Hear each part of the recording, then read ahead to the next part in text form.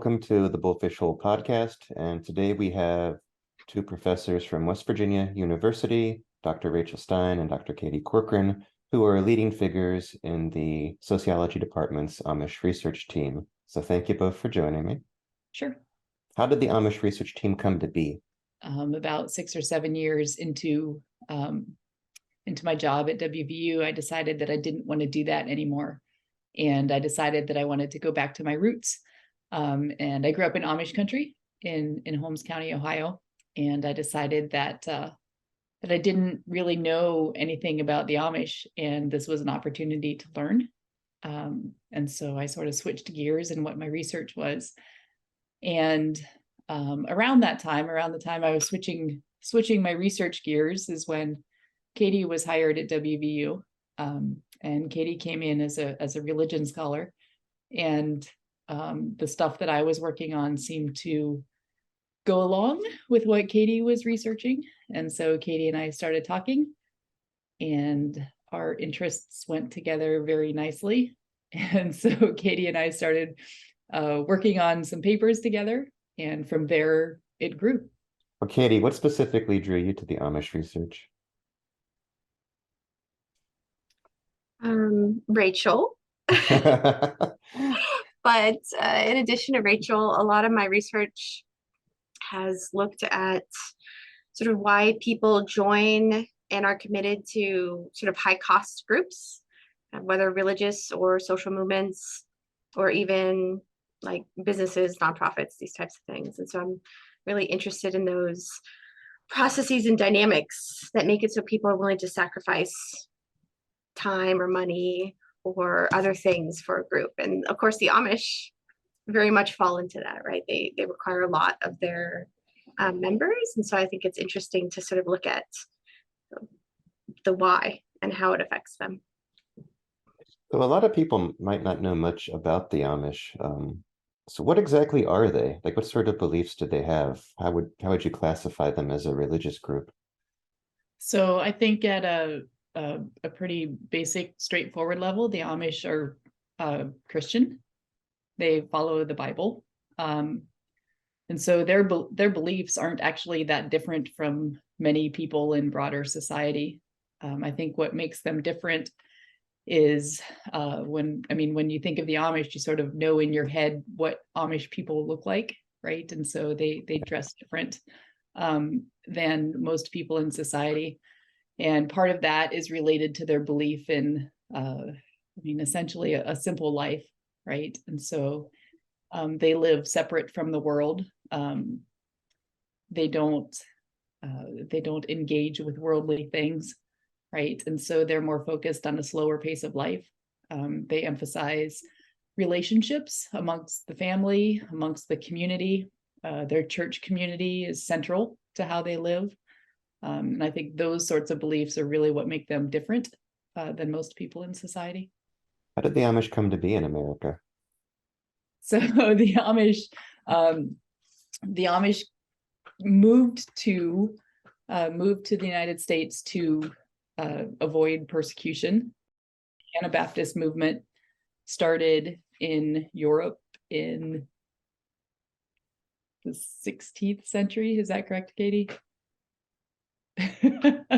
Thereabouts. I'm no good at chronology myself. If I can get it down to around the right century, it's fine. And so during that time, the Amish, one of their central beliefs is the separation of church and state. Mm-hmm. And as the state was sort of guiding church things, the Amish were resisting. Mm-hmm. And that started the Anabaptist movement. And one of the things that they did, right, that to avoid persecution was move out of the area. And so you have the Amish and the Mennonites. The Mennonites sort of scattered all over the world, and the Amish moved primarily to the United States. And the Amish today primarily exist in the United States. There's a few settlements in other countries, but not many. Amish are primarily in the United States. Are all Amish farmers? No. And so the Amish started as farmers. and living off the land, right? And that was a really important value to them, right? And so they were very self-sufficient. Living off the land was an important part of who they were. But when we look at Amish in today's society, many Amish do not farm.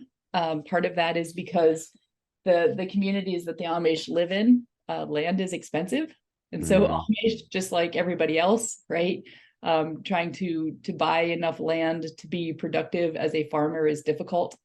And so today, I would say probably less than half of the Amish farm, depending on which settlement you're in.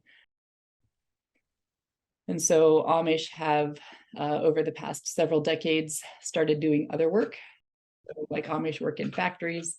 Amish, a lot of Amish in Pennsylvania do like cottage industries, little shops that are attached to their home, right? And so they still have that connection to home, but they aren't farming anymore. Amish communities in Indiana, lots of Amish work in factories. There's the RV and trailer factories in Indiana, and lots of Amish men work in those factories. So the Amish have been changing over the decades, because there seems to be an idea that they don't change at all. Like I saw someone on Twitter make some snarky comment about they think the way God meant us to live was exactly the way we lived in 1890. But that's not quite true, is it? That is not true. And so some of our research that we actually look at how the Amish are changing, right? Don Crable, who is one of the top Amish scholars, right? He talks about negotiating with modernity. And so as the Amish encounter modern times, they have to change, right? And so we've been doing some work in that direction too, right? So thinking about those pressures from the outside, right? I mean, living in a modern society, how do you maintain a simple life, right? And still live within a modern society? And so Amish have changed and they have adjusted to live in this world. I guess one example would be to thinking about transportation. So traditionally, and still, Amish use horse and buggies as transportation. Some Amish affiliations use bicycles, some don't, some use scooters. And in some communities today, we see an increasing use of electric bicycles as a primary mode of transportation, which is interesting, right? Because you don't think that Amish would be riding electric bicycles. So you say there's variation in different communities as to what technologies they adopt. Do the Amish perceive a general division amongst themselves in terms of maybe a more pro-change faction and a more conservative faction? The short answer is yes. When we're talking about the Amish, I think maybe one of the common misconceptions is that all Amish are the same, but Amish are very different. And so there are different affiliations within the Amish community. A lot of our research focuses on Holmes County, Ohio, because Holmes County is very fractured. And so there are very conservative groups known as the Swartzentruber Amish, and the least conservative groups are the New Order and the New Order. And so the different affiliations of Amish groups certainly have adapted differently to modern society, right? So the most conservative group, the Swartzentrubers, are more likely to like work at home and be farmers, whereas the less conservative groups are more likely to work outside the home and more likely to have electric bicycles and more likely to do things like that. Is there conflict between the two? I wouldn't say there's conflict. The Amish certainly notice the differences between the two. And there is fellowship across the communities, right? And so the different affiliations, like people of different Amish affiliations know one another and they talk to one another. But the most conservative groups mostly talk to themselves. And so I wouldn't necessarily say that there's conflict there, but there's certainly different groups and perhaps separation across groups, some groups. Another question I got from some people I polled on Twitter about technological adoption among the Amish was, how do they interact with modern medicine? To what extent do they adopt medical innovation? And so so a lot of our recent work is on Amish during COVID times. The Amish in general don't practice preventive medicine, but they do believe in using medicine and medical technology. And so many Amish don't vaccinate, right? And they are more focused on like natural medicine, or maybe like a holistic approach to medicine, right? Where if you live a healthy life, you will be healthy. That perspective. But will Amish have surgeries? Will they use hospitals? Yes. The answer is yes. And so we actually see in the Amish community, one of the things we're interested in looking at maybe at some point, there are Amish people who travel to Mexico to get medical procedures done, because medical procedures are cheaper in Mexico than they are in the United States. And so you have Amish like traveling by train to another country to get medical procedures done, which is really interesting. What sort of procedures, like surgeries? Yep, surgeries. Because they don't have insurance. Yes, they don't have insurance. They don't have insurance, but doesn't the community provide some sort of mutual aid? Like the community sort of is their insurance? That is correct. Yes. And the community has funds, right? Where everybody in the community chips into those funds to help with things like medical expenses. Yep. So you were studying during COVID times, and you mentioned they don't tend to like vaccines. Was there any uptake of the COVID vaccine? Not one much. of them. Not much. Yeah. And so some of the research that we've done, some of the research that the folks that we work with have done, have shown that Amish people are generally not accepting of the COVID vaccine. And we see a lot of the same sort of response as the larger US population, right? Where people are mistrustful. It was developed quickly. Same sort of sentiments. What about end-of-life care? How do they cope with terminal illnesses and things like that? So I think that this is another place where we see the importance of family. If you look at research that has been done, a lot of research says that like Amish don't use nursing homes. And so when they get older, or if they get ill, right, the family is most likely to take care of them. I think maybe some of that is changing. And so we do see Amish in nursing homes in some communities, right? And so they do like use the resources available in the community. But there is a really big reliance on family. And I mean, you see that in terms of how the community is structured. And so one of the things that is unique about the Amish community is that they have they call it a dotty house. And so like you have the house of the main family and then a smaller house next door. And so when a couple gets like when all of the children move out, right, the couple lives in the smaller house next to one of their children, right? And the children sort of take care of their aging parents. And so if you drive through an Amish community, you can see this, right? You see the larger family house and a smaller house next door, the dotty house. Building off of that, one of my follows asked me, do the Amish have special rituals for burying their dead?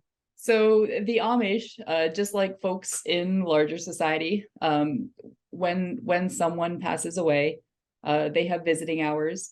The visiting hours are really important, right? And so visiting hours often includes hundreds of people who sort of come through the house in 2 or 3 days before the funeral.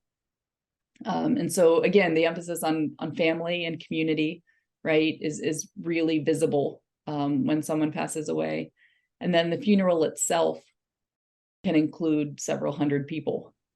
One of the things that makes Amish funerals different than funerals in the larger population is that visiting hours and the funeral services take place in the home.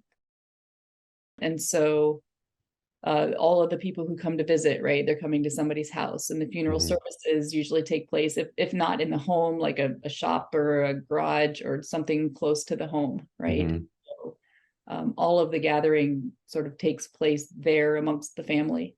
And then I guess the other thing about funeral rituals is that Amish have cemeteries. So the cemeteries are usually on an Amish farm somewhere in the community. And so when someone passes away, right, they aren't buried in like the larger community cemetery. They're buried in the Amish cemetery. When I was a kid, we would occasionally take these trips up to Lancaster, Pennsylvania, and we would be driving through, and we'd see a buggy with a Amish teenager driving it, and it would have like, boom boxes or something playing in the back. And my grandfather told me that the young men were going through their wild years, he called it. What is that? What is that about? So another thing, when we were talking about the history of the Amish and sort of like where the Amish originated, one of the things that makes the Amish different, or made the Amish different, is that they believe in adult baptism. And so they believe that people should have the choice to join the church, right? And so in other religions, right, babies are baptized. And the Amish don't believe in baptizing babies, right? They believe that people should make the choice to be baptized into the church. So what does that mean, and how does it relate to the wild years? And so the wild years, we also call rumspringa, which is, I think it literally means running around. And so the period of adolescence is a time when Amish youth have not yet joined the church. And in some communities, they are encouraged to like go out and see what else is out there.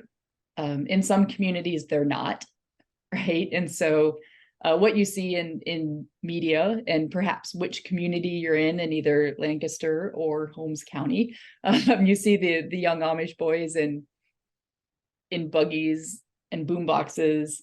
Amish boys will sometimes get their driver's license, and they will drive cars before they join the church.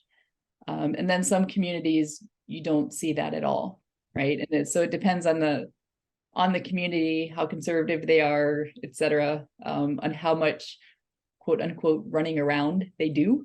Yeah. And or how much of that is encouraged by the parent. It's certainly not the same across all Amish affiliations. But then when they are old enough, usually like around the time they're old enough to get married, and so we're talking like late teens, early 20s, is when they have to make the decision on whether or not they want to join the church. And then if they join the church, then they give up all their worldly ways, right? And so no more boom boxes, no more no more cars. And then they decide to join the church, and oftentimes get married close to that point too. I had a lot of questions about what percentage joined the church, and is the loss rate of the church growing or declining? So the Amish population is growing. And when we talk about the Amish population growing, it's important to recognize that the Amish don't recruit people, right? And so a growing population means that people are staying, right? Like people are not leaving the church, they're actually remaining Amish. And so the increasing population, not only are people staying, but Amish tend to have larger families, right? And so lots of children, and most of those children are staying. The population is growing. It varies a little bit across affiliation. And so the more conservative groups actually have higher rates of people staying, like most people in conservative groups stay. And the people who are more likely to leave are in the less conservative groups. Very interesting. Katie, does that tie into your research on high cost groups? Yeah, and so it's similar with high cost groups more broadly. So when you have Amish or other religious groups, when they when they're more similar to secular culture, right? There's fewer boundaries. There's more sort of fluidity between the two. You see that people are actually more likely to leave because it doesn't sort of distinguish them. So if you're not gaining a lot of benefits from being in a very highly distinct group, why be in the group?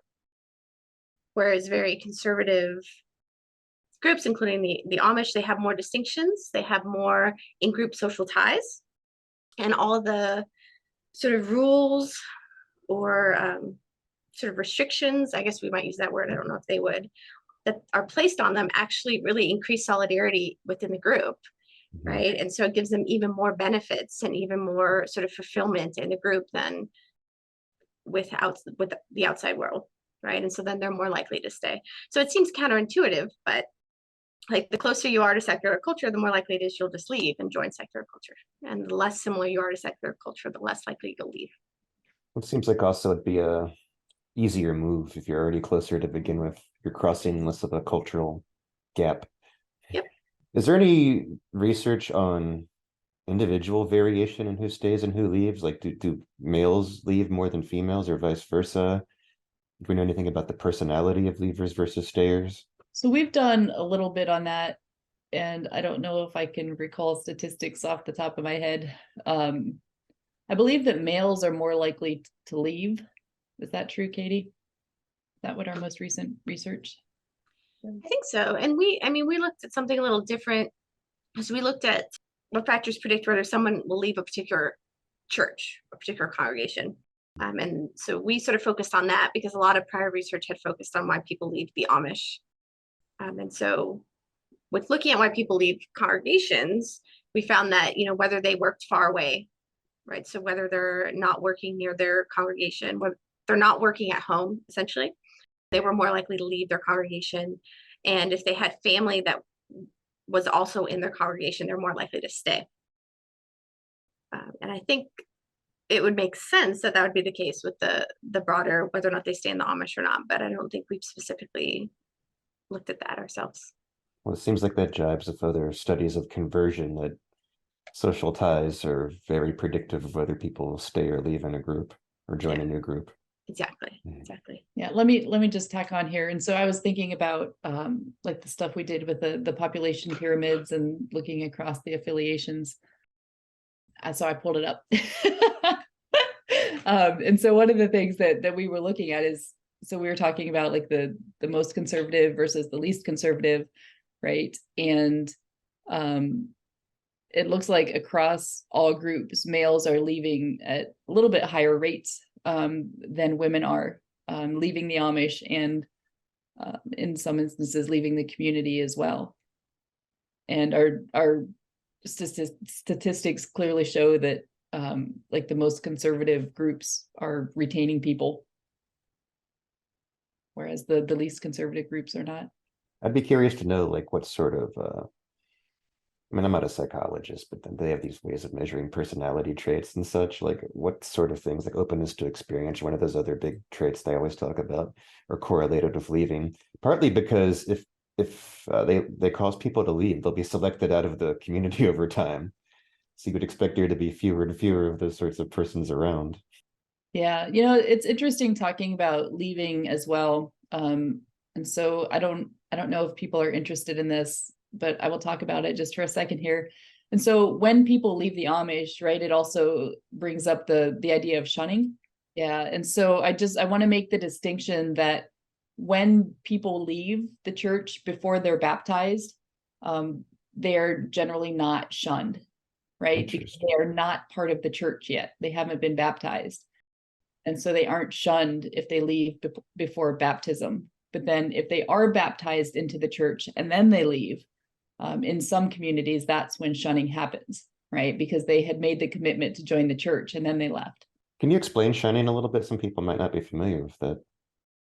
Yeah, so shunning is a practice that when people leave the church, right? So they had made the commitment to join the church and then they leave, and then they are shunned, right? Shunning can take different forms depending on sort of what the rules are of the community.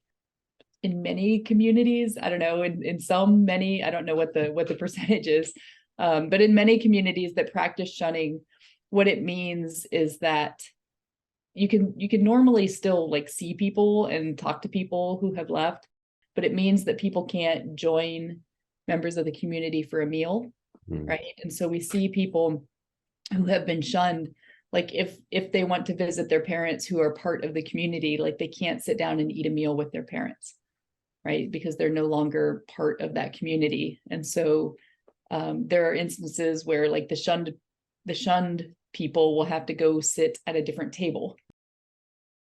And so they are no longer part of that community, right? And so there's like visible ways that they are separated. In some instances, like harsher shunning practices, there's less communication between the members who have been shunned and the members who are still part of the community. But I also think it's important to say here too, and Katie, you can add that shunning isn't meant to be a punishment. Shunning is meant to help people realize the things that they have done wrong and bring them back into the community. And so we've used the term like restorative justice perspective, right? That we aren't trying to punish the person for leaving, right? We want them to see the error of their ways and actually come back into the fold, right? Okay. Come back into the community and be part of the community again. Okay, so conciliatory then. It's avoidance, but usually you don't think of avoidance as being conciliatory because it's creating distance rather than repairing the relationship. But the idea here is that's the first step to motivate the second. Right. You mentioned the Amish growing, which is partly due to them having a good retention rate of their members or their youth staying in the lifestyle and joining the church, but also partly due to them being highly fertile. So like I've read before they're one of the fastest growing subgroups in the US. Do you know offhand like how fast they're growing? So Joe Donnemeyer and the folks at the Elizabethtown Young Center have done some research on population growth. Donnemeyer's work says that the population will double every 20 years. And so it's increasing at a pretty high rate. And what effect does that have on the Amish that their numbers are growing? It must make for some more changes to their lifestyle.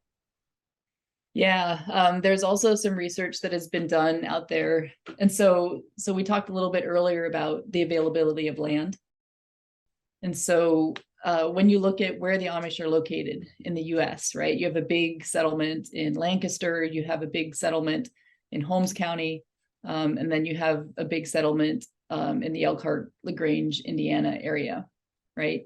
But as the Amish, as the population grows, you only have so much room in Lancaster and Holmes County and in Elkhart, LaGrange, right? And so there's new settlements that pop up everywhere. And there's been some research on that, right? Where are these new settlements? What do they look like? We see, I think there's 3 Amish settlements in West Virginia, which is interesting, right? Yeah, I did not know that. Right, you don't think about Amish in West Virginia.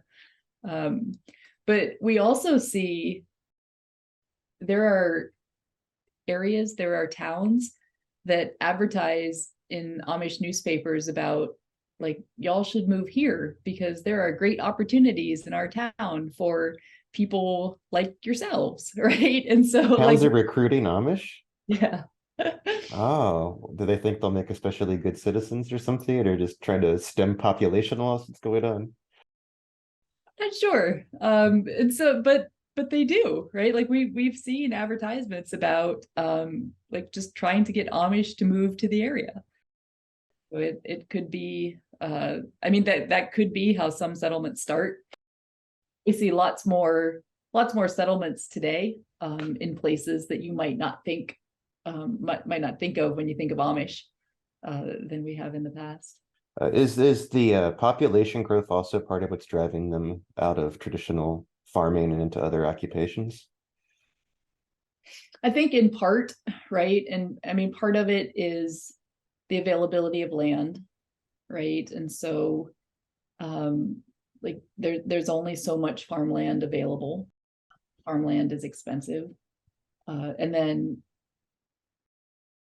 it's hard to make a living as a farmer.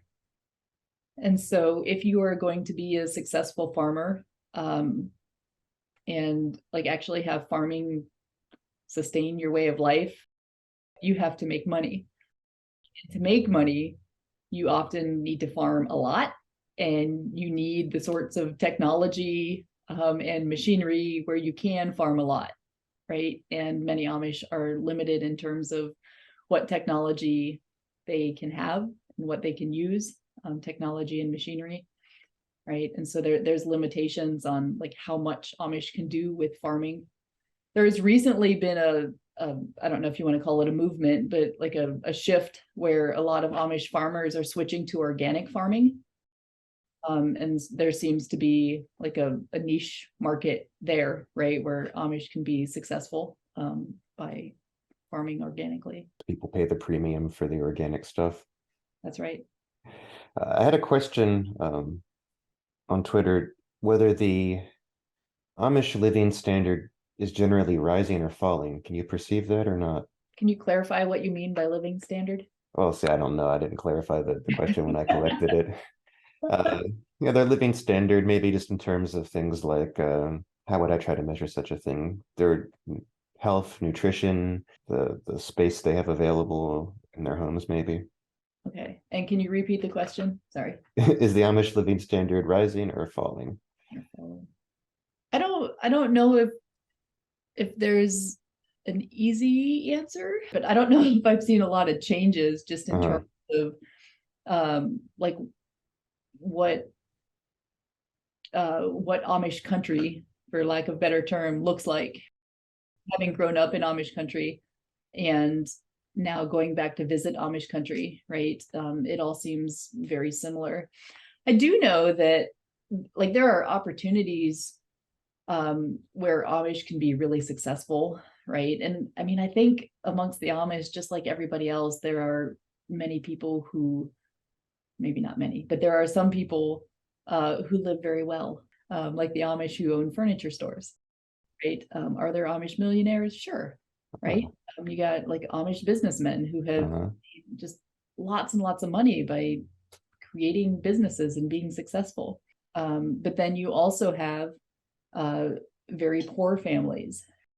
A lot of these are like the conservative families who are farming for a living, or like they have like produce stands, right? And so their standard of living would be very poor. And so, I mean, you sort of have the range, right? And a lot of it is dependent on what they do, right? And how much money they can make. Well, that's fascinating, because just like, you know, people think of them as being sort of internally homogenous culturally. You don't think about there being a lot of wealth and status differences within the community, but there are apparently, right? There are. Speaking of diversity, I mean, clearly the Amish are a cultural minority and a very visible one. They look different the way they dress and conduct themselves. And we know cultural minorities, especially religious minorities, are often persecuted and attract hostility from outsiders. Has that been the case in the US? Have they been persecuted or attacked? I don't think it's really common, but I think that it does happen. There have been studies that have been done that look at victimization amongst the Amish. And they talk about like how the Amish are targeted because they're Amish. Yeah, it's a good question. I mean, I don't know that it happens a lot. And I think that maybe part of that is that the Amish sort of, I mean, they really do separate themselves from society, right? And so they do interact with non-Amish people, but for the most part, like they aren't doing anything to cause any sort of conflict with anybody, right? And so they sort of live off and do their own thing, right? And so yeah, I'm not sure that they experience a lot of victimization or harassment, or but I think that varies across time too. How so, do you think? So for example, one of the things that I've been looking into recently is looking at like different health epidemics over the past several decades, and how the Amish have been portrayed in the media during these epidemics, right? And so we see some of that with COVID, talking about how the Amish are or are not complying. But we see that historically too, right? And so the Amish have been sort of center stage in measles outbreaks. And like you can see in some settlements, right, that the negative attention they get in the news media, right, because they generally don't vaccinate, right? And so there's this idea that these pockets of the Amish population are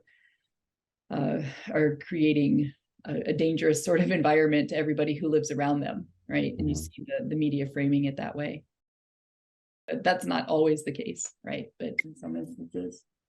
I've read there were also some outbreaks of anti-Amish hostility during the World Wars, because the Amish would not fight. They're pacifists, is that correct?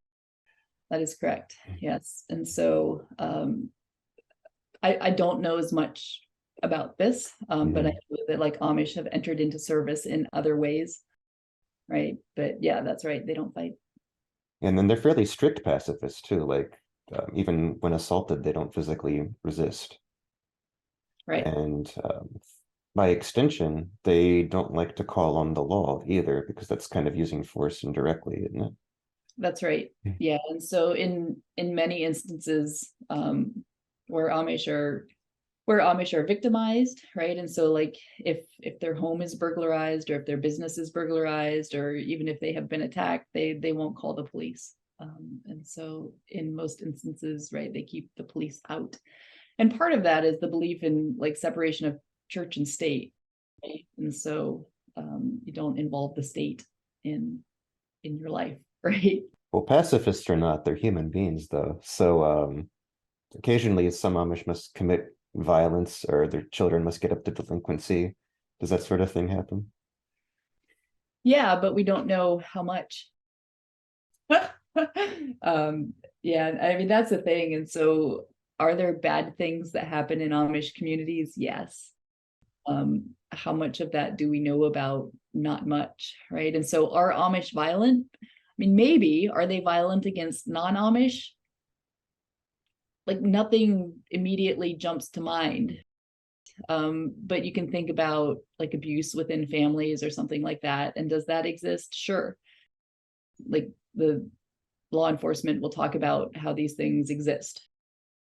There's really no way to know how much or what the extent is, right? Because Amish are not talking to non-Amish about it.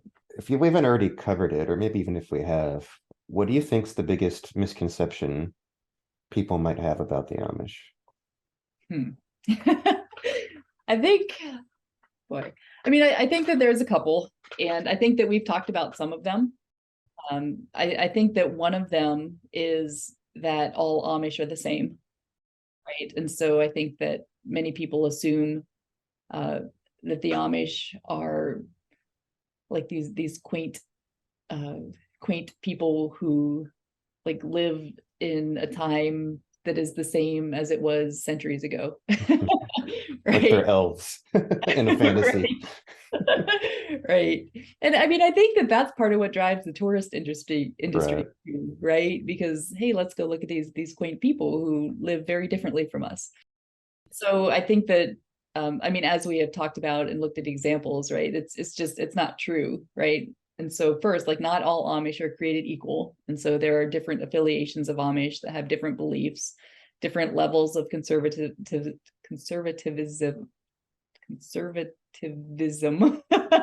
Here we go. And then also the Amish are absolutely impacted by the society that they live in, right? And so they are not like this quaint people that live like they did centuries ago, right? They are influenced by modern society, by technology. And so, yeah. Katie, did you have another take on that, or is that your thoughts similar? Yeah, I mean, my thoughts are similar. One of the things I found interesting is before I joined this research team, I thought the Amish didn't use any technology. And then we sort of learn that like what that looks like has changed over time as society's changed, right? And Rachel can tell me if I'm wrong, but like it seems like historically they sort of really didn't use cell phones or more strict, at least some groups more strict. But over time, right, they may allow them for work, right? But they may only allow like non-smartphones, right? And so like now the distinction isn't like cell phone or not. Now the distinction for some is like smartphone or not, right? And so they're still different, right? Because if you go out in society and somebody doesn't have a smartphone, you're probably going to look at them and think, why don't you have a smartphone? Yeah, right? that was me And so 2 years ago. right. But so the Amish can, you know, use like a cell phone for work, depending on the affiliation. But it still looks different, right? It still looks different from the rest of society. So I think just learning the ways that they use technology or their creative uses of technology that still allows them to keep their sacred commitments while also using technology. And I mean, and Rachel, we were just working on a book chapter, right? And you talked about your friend who has solar panels, right? And so they're able to use some like electricity, but it's not the same because they're not connected to the grid, right? That's how it. So I thought that's like fascinating, and I would have never thought that about the Amish before I met Rachel and and joined the team. So Well, thank you all for taking your time to talk to me today. Thank I you. really appreciate it.